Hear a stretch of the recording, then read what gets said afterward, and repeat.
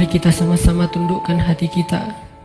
Coba kita sama-sama ingat-ingat kembali hari-hari yang pernah kita lalui dalam hidup, hari-hari yang pernah kita isi dengan perbuatan dosa. Atau mungkin kita tidak melakukan dosa besar, tetapi kita meninggalkan perintah Allah yang wajib, dan itu sama dengan dosa besar.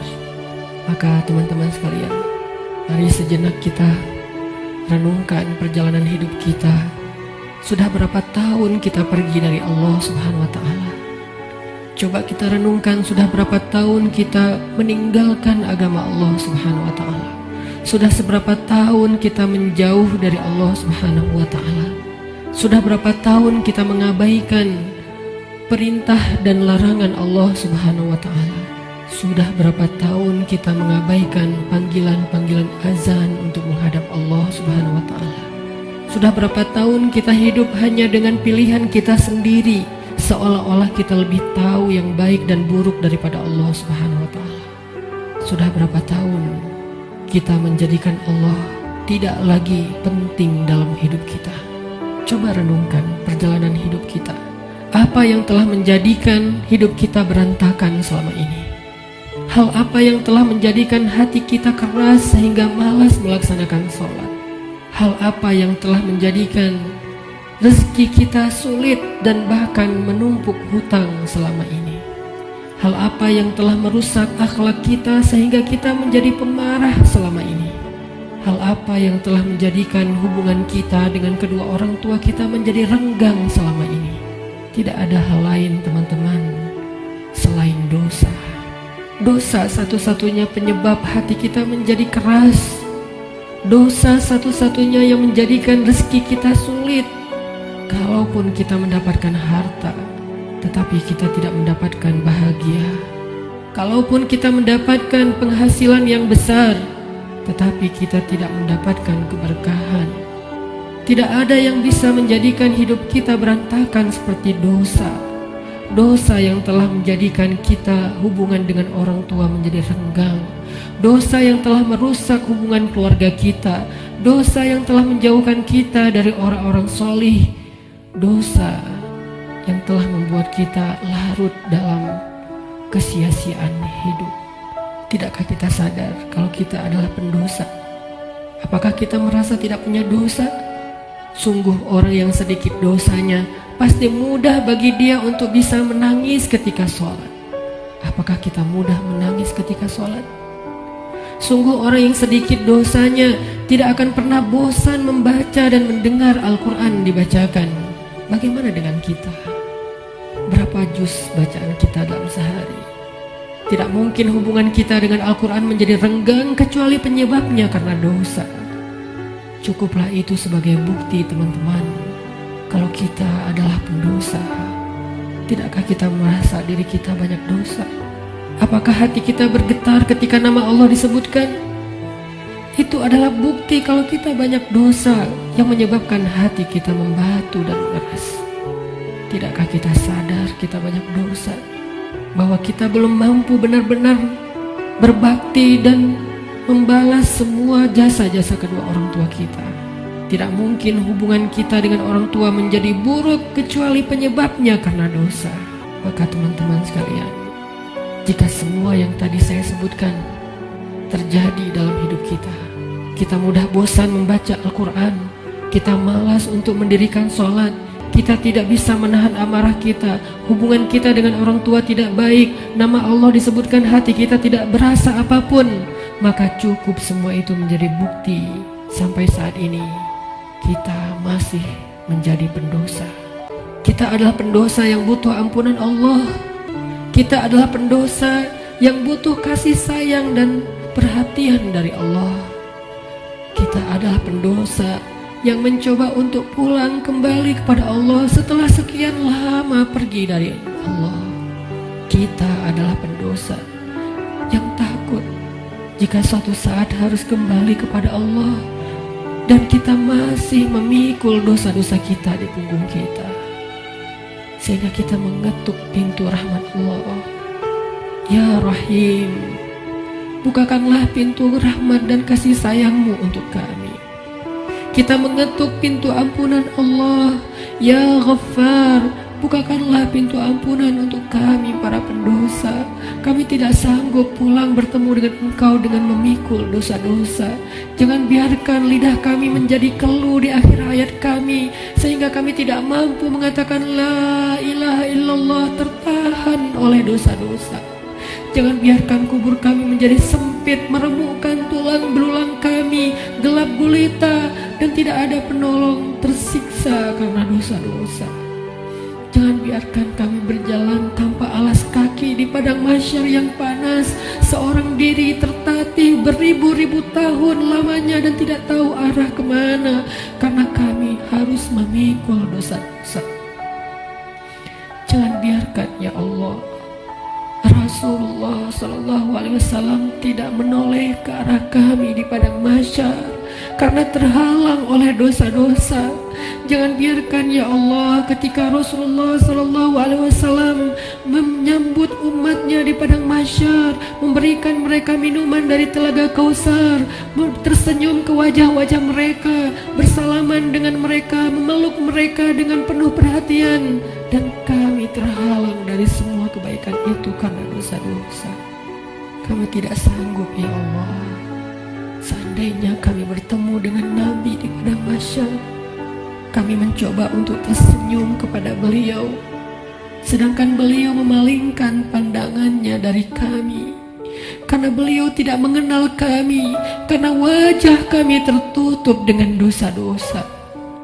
Jangan biarkan ya Allah kami berjalan melintasi siratmu yang panjang, yang membentang di antara lembah-lembah neraka jahanam, sedangkan kami akan tergelincir karena berat dengan dosa-dosa.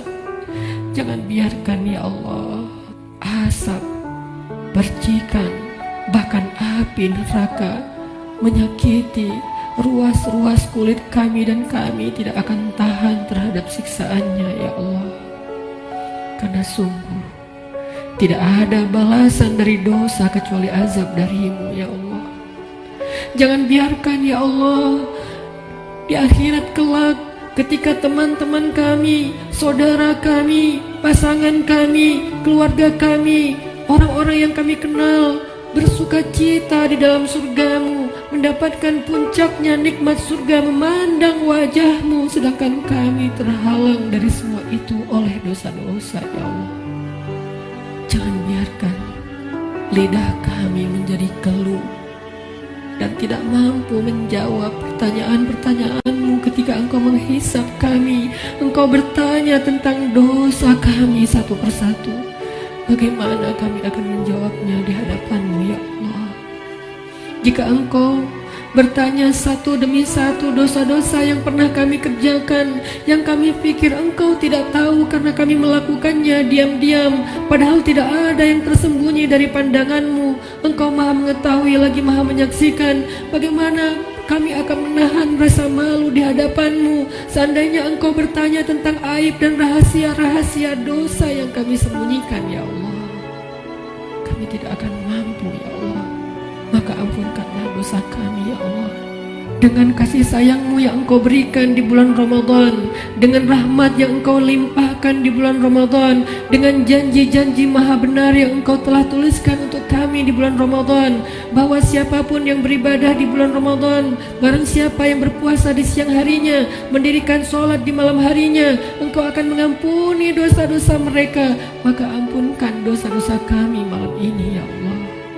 Walaupun ibadah kami belum sempurna, walaupun puasa kami belum sempurna, walaupun sholat malam kami belum baik, tidak selalu khusyuk, tapi kami sedang belajar ya Allah.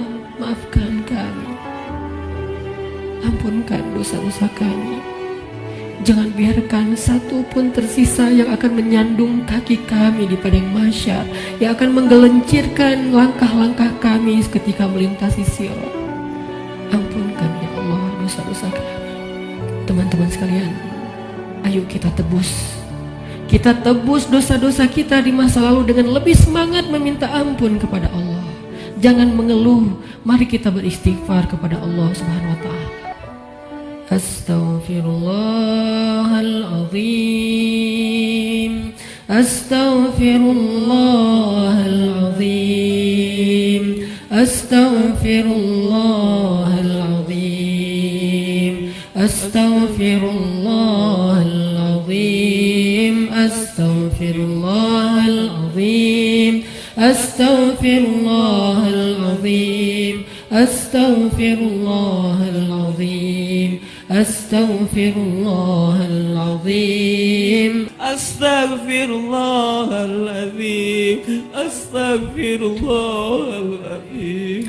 Astaghfirullahalazim. Teman-teman, nanti ketika kita akan kembali kepada Allah, saat malaikat maut datang menjemput kita, dan sesungguhnya itu pasti terjadi, karena kullu nafsin za'iqatul maut, semua yang hidup di muka bumi pasti akan merasakan kematian.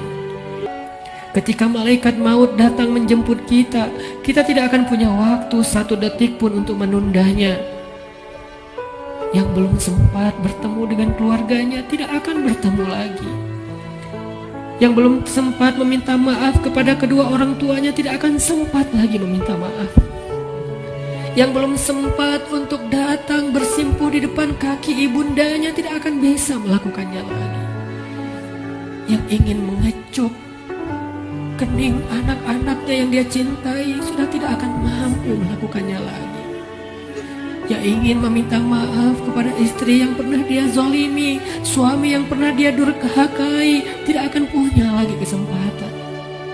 Ketika malaikat mau datang, dia hanya bisa terdiam.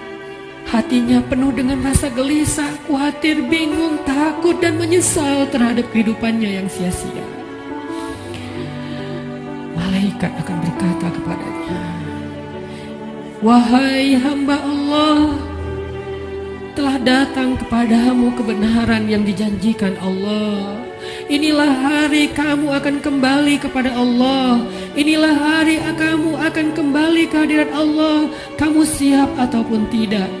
Aku telah diperintahkan dan aku tidak suka untuk mengingkari perintah Allah." Kita hanya bisa diam. Kita hanya bisa pasrah. Seandainya keluarga kita ada di sekeliling kita, mereka pun hanya bisa menatap kita dengan kasihan, melihat betapa nafas kita terengah-engah, merasakan sakitnya sakaratul maut. Tidak ada yang bisa mereka lakukan untuk menolong kita.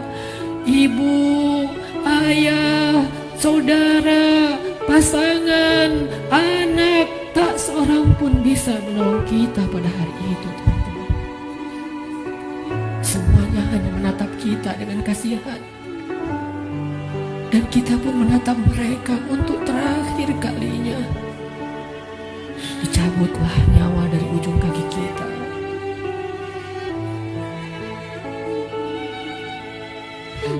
Dicabutlah nyawa sampai ke lutut kita.